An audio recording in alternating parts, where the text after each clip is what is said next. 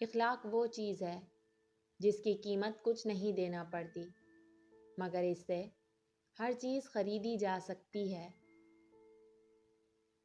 ساری دنیا کے سارے لوگ تجھے اپنے فائدے کے لیے چاہتے ہیں، صرف تیرا رب ہی ہے جو تجھے تیرے فائدے کے لیے چاہتا ہے۔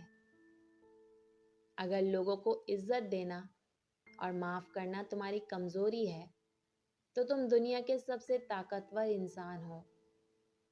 اسے دیکھو جو تمہیں دیکھتا ہو، اس سے محبت کرو جو تم سے محبت کرتا ہو، اس کی سنو جو تمہاری سنتا ہو، اپنا ہاتھ اس کے ہاتھ میں دو جو تھامنے کو تیار ہو۔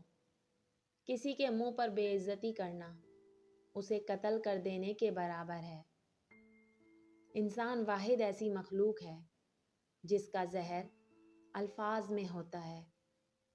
جس کو تم سے سچی محبت ہوگی وہ تم کو فضول اور ناجائز کاموں سے روکے گا۔ جب کسی کو کسی سے رشتہ ختم کرنا ہو تو سب سے پہلے وہ اپنی زبان کی مٹھاس ختم کرتا ہے۔ کسی کو چاہنا ہو تو دل سے چاہو، زبان سے نہیں، اور کسی پر غصہ کرنا ہو تو زبان سے کرو، دل سے نہیں۔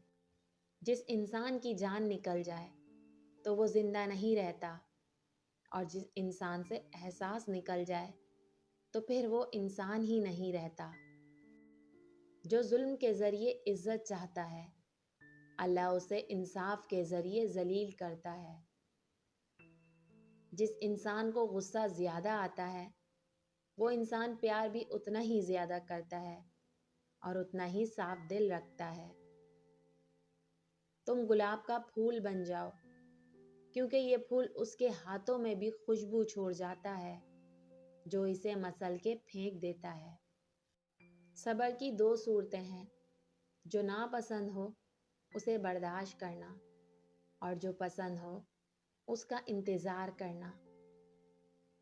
عقل مند ہے وہ شخص جو انجام سوچ کر کام کرے۔